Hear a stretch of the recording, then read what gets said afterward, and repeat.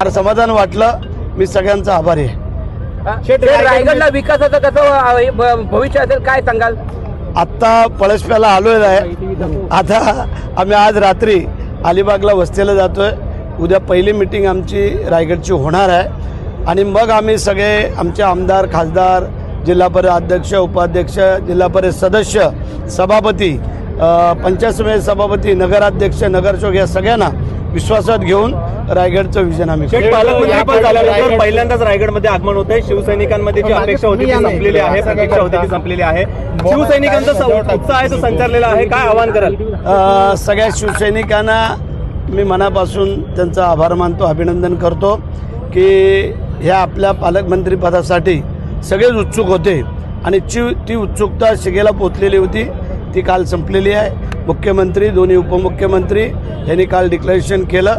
मी त्यांचा आभारी आहे. पहिल्यांदा पालकमंत्री झालात, आज पहिला म्हणजे दुसरा दिवस आहे. पहिला असं कोणतं काम जे करायला पाहिजे पालकमंत्री झाल्यावर आवडेल? जिथे आपण उभे आहोत तो रस्ता पहिला व्यवस्थित करणं. कारण मुंबईचे चाकरमाने आता गणपतीला येणार आहेत. ते आमचं विजन पहिलं असेल. जे काय खड्डे पडले, तुम्ही जे काय रोज दाखवताय ते पहिलं समाप्त करणं.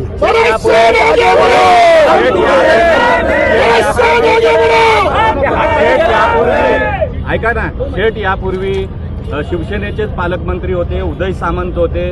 कसा फरक आता स्वतः हक्काच्या रायगड जिल्ह्याचाच पालकमंत्री आणि मंत्रीपद मिळालेलं आहे. आमदार देखील मोठ्या प्रमाणावर शिवसेनेचे आहेत. काय सांगाल?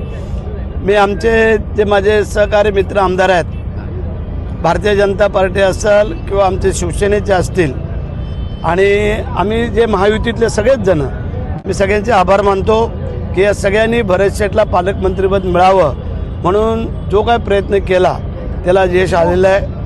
त्यांच्यासहित माझे कार्यकर्ते असतील, पदाधिकारी असतील, यांचे आभार मानतो.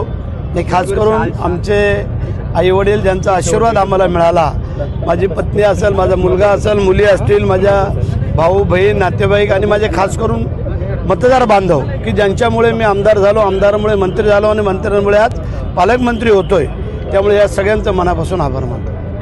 येणाऱ्या निवडणुका आहेत किंवा पालकमंत्री पदाचा नेहमीच उपयोग होत असतो. कशा पद्धतीचा येणाऱ्या निवडणुकीत उपयोग होईल? चांगल्या गोष्टीसाठी पालकमंत्र्याचा उपयोग केला जाईल आणि आम्ही 7 आमदार, 2 खासदार, जिल्हा परिषद अध्यक्ष, उपाध्यक्ष, आमचे जिल्हा परिषद सभापती, पंचायत समितीचे सभापती, नगरसेवक, नगराध्यक्ष, महापौर या सगळ्यांना बरोबर घेऊन आम्ही जाण्याचं ठरवलेलं आहे आणि रायगडचा विकास आम्ही हातात हात घालून करू. शेठ, खरं तर राष्ट्रवादी आणि शिवसेनेमध्ये ही रस्सीखेच सुरू होती. अखेर शिवसेनेला कुठेतरी न्याय मिळाला.